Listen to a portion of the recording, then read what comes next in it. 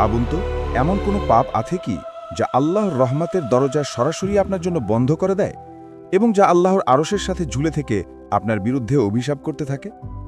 কবিরা গুনাহ সিরিজের আজকের পর্বে আমরা আলোচনা করব সেই নীরব কিন্তু ধ্বংসাত্মক পাপটি নিয়ে, আত্মীয়তার সম্পর্ক ছিন্ন করা। এই গুনাহ সম্পর্কে জানা কেন জরুরি?